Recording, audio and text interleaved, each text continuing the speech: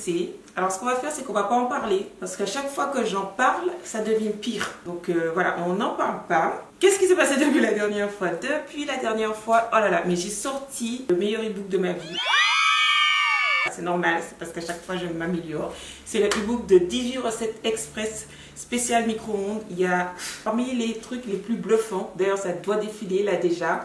Il y a genre des lasagnes au micro-ondes, super bonnes, méga bonnes, extra bonnes. Des cookies, chocolat, bolognaise. Une tarte au micro-ondes, trop bonne. Plein de recettes géniales à faire en un claquement de doigts sans avoir besoin de skills en cuisine particulier, trop bien. Ensuite, qu'est-ce que j'ai fait? Je suis allée me déstresser à la maison en Martinique. C'était trop bien, j'ai profité à fond, j'ai vécu ma meilleure vie.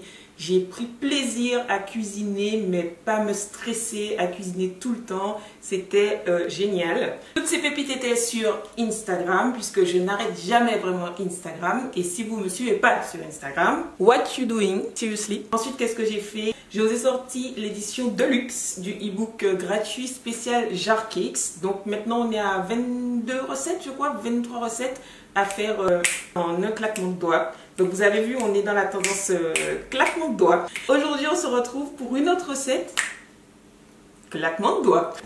Je me suis dit que vous aviez déjà toutes les recettes du e-book Boulange Facile, vous aviez déjà toutes les recettes du e-book Recettes Express spécial micro-ondes, où il y a quand même plein de recettes pour le midi, pour le soir, très variées, comme je vous ai dit.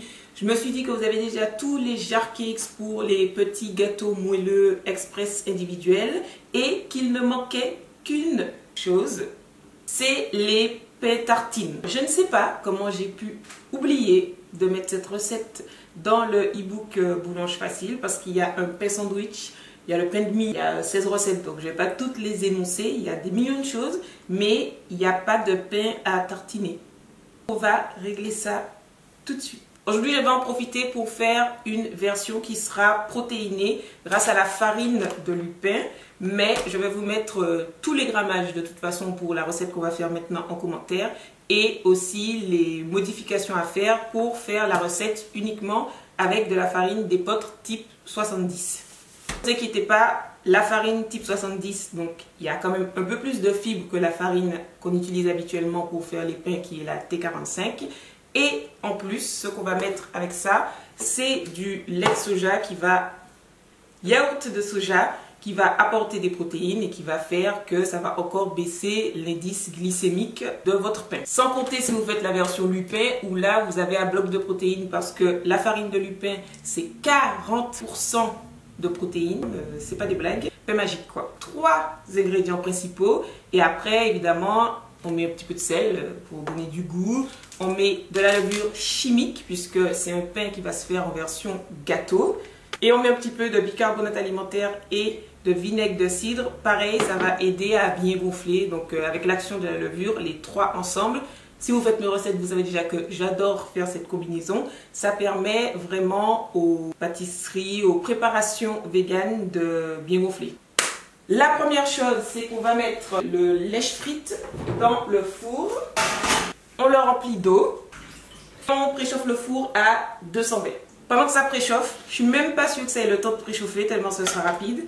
On mélange les ingrédients avec une spatule en bois comme ça. 40 g de farine de lupin, 80 g de farine de grand épeautre, une demi-cuillère à café de sel, une cuillère à soupe de levure chimique, 2 pincées de bicarbonate.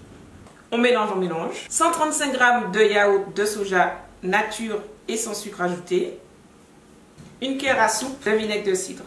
Et voilà, je pense que c'est une recette des 3 ans. Sauf peut-être la partie four. Non mais ne m'écoutez pas, j'ai pas d'enfant. Pour ce qui est du goût du lupin, c'est sûr que ça a un goût. Alors, je vais dire quelque chose qui n'est pas très original. Mais je trouve que c'est un petit goût de noisette. C'est ce qu'on dit quand c'est parfumé et qu'on ne sait pas trop. Ok, donc on obtient une pâte comme ça.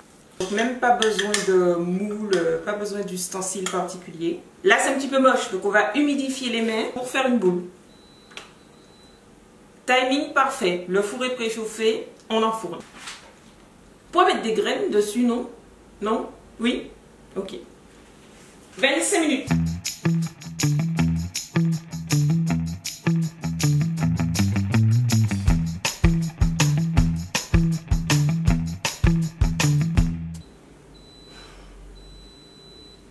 Ready. Allez, ça refroidir une petite heure avant de couper. Comme tous les pains, ça ne change pas.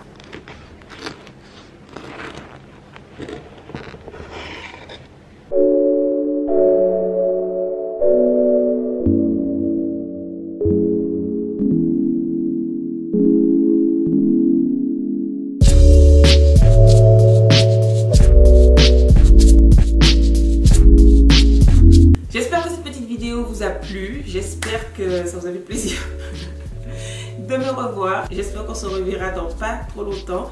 Encore une fois, je suis tout le temps sur Instagram, j'ai juste des difficultés avec YouTube, à l'évidence. Beaucoup d'être encore là, merci beaucoup d'avoir acheté mon dernier ebook, tous les retours, si jamais vous avez suivi sur Instagram, que vous faites partie de ces gens-là, merci du fond du cœur, merci de me soutenir et de me souvenir aussi, hein.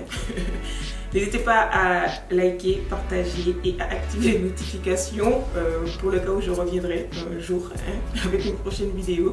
Je vous mets ma dernière vidéo juste là. Je vous mets quoi d'autre? Le petit truc pour s'abonner juste là, c'est plus simple. Et je vous dis à un de ces jours. À ciao. Bon dimanche.